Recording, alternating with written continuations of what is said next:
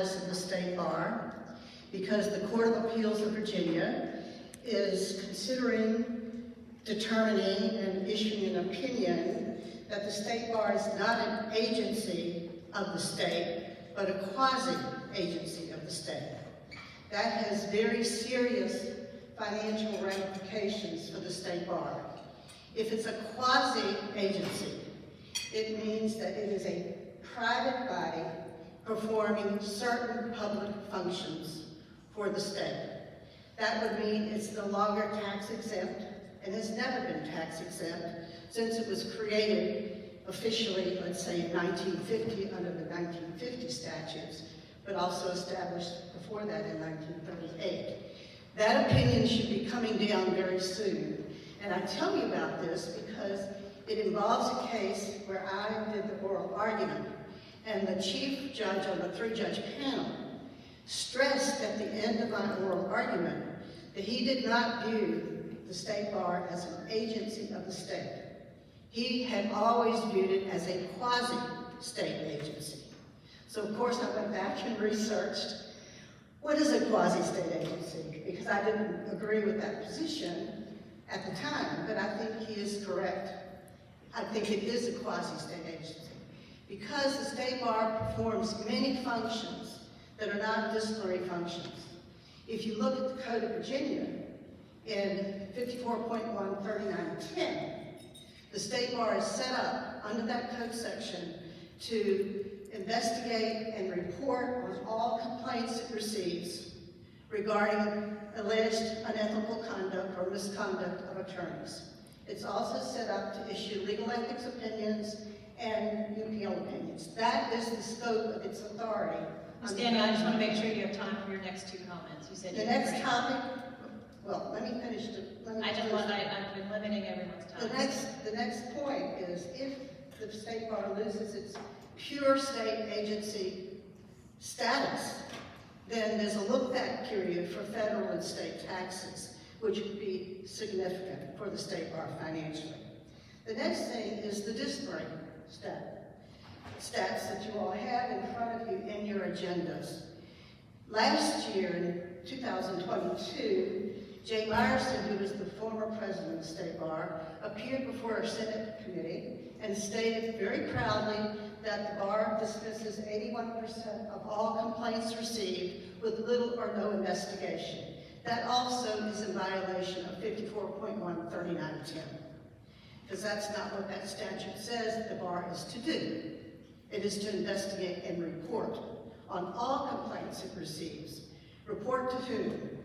The only person it can report to are the courts, either the Supreme Court or circuit courts or potentially other courts. But it's not to itself, and it has to report. It's not to just dismiss cases and cover them up, which 81% is huge. But this year, in the last 6 months, it's 87%.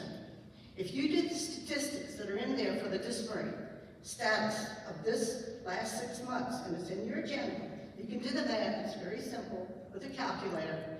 They're dismissing through intake or in-house 87% of all complaints with little or no investigation. They're not being referred to the district committees for investigation. They're not being presented to anyone for investigation. It's in-house dismissals, total cover-up of disciplinary unethical misconduct. And I've seen it from the inside as a prosecutor for the Bar, and from the outside as a defense attorney, and as a respondent, because the Bar came after me in 2018 and 2019. The first thing they did is come after me for impairment. I am not impaired to practice law. I didn't do this research because I'm an impaired attorney. I did this research because only the circuit courts in Virginia have the authority to declare somebody incompetent or impaired. The board does not have that authority. That's a rule of the Supreme Court. If you look at the December 6, 2022 Court of Appeals opinion, which is what I argued to the Court of Appeals, and why the judge on the Court of Appeals stated that the Bar is a quasi-state agency. The statutes govern the Bar's actions. The rules and regulations do not govern state agencies. Statutes govern them. You need to look at that opinion. It's the it deals with the Virginia retirement system, which is a full state agency. And so that judge is trying to make a distinction so they don't have to apply that ruling to the Virginia State Bar and say the Virginia State Bar is a quasi-state agency. But they do have to apply that ruling to the State Bar if it's a real state agency under the Supreme Court. The third thing is you all put on your agenda my case from the Fourth Circuit Court of Appeals. And that stemmed from the 2019 misconduct case, because the bar was not satisfied that they couldn't prove I was impaired, because they couldn't prove I was impaired. And I wouldn't give up evidence so they could go fishing to find some reason I might be impaired. So they suspended me, and I had no appeal. No appeal when they suspended me in 2018. Not to the Supreme Court, not anywhere.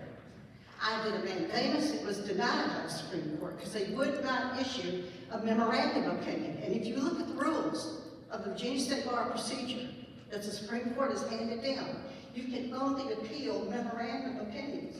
So what they did for me is they issued a non-compliance opinion, as I wouldn't give them 5 years of all my medical records from every provider, and I wouldn't go to an independent psychiatric exam because I didn't need one. They had an independent forensic psychiatric examination, and they had a psychiatrist who testified I was not impaired. So they suspended me for non-compliance with their order. I asked for a memorandum order, they would not issue it. Now, the Fourth Circuit Court of Appeals dealt with a misconduct case, and it was reciprocal discipline, which was mentioned in reverse on your agenda. The reciprocal discipline the bar talked about today is what does the bar do if someone is going to be disciplined by the state bar or a three-judge court. Well, before this new change that they're proposing, a person couldn't request a three-judge court for a reciprocal discipline case. I think that's a good change. I don't think the board has any authority to impose any discipline because under the Constitution of Virginia, only the legislature can create courts and appoint judges. That is not how your board and district committees are comprised. Your district committees and your board are established by the Supreme Court, not by the General Assembly. And the General Assembly has to establish courts. These entities, the district committees and the board, function as courts. They function as circuit courts of record. Circuit courts of record. They are not circuit courts of record. And how are the members appointed? This is really important for you all as council members. The board members are suggested by you as council, nominated, whatever you want to call it, recommended, and the Supreme Court is appointing the board members of the discipline board, not the General Assembly. They are not judges. They're not judges. This judge right here understands perfectly what I'm saying because he is a judge. He knows he was appointed by the General Assembly. He knows the Virginia Constitution says the General Assembly has to appoint judges. The district committee members, it's even worse. You all, as council members, appoint the district committee members. That doesn't even go before the Virginia Supreme Court. It certainly doesn't go before the Virginia General Assembly. The district committee members are operating without legal authority as judges. The board members are operating without legal authority as judges. And that is something that I think you all have to be very, very concerned about because the liability is huge. When you take away someone's right to practice law, you take away their income, you ruin their reputation, then there is personal liability for the members who sit on the board and the committees, not the state bar, the individual members. And no judicial immunity will attach because they're not judges. And the board and the district committees are not courts. No sovereign immunity will attach because you are a quasi-agency. You do a million different things. I worked there 8 years. You do a ton of different things that are not disciplinary and have nothing to do with legal ethics or UPL. Thank you. And that is 2 minutes time, Ms. Daniel, and I do appreciate it.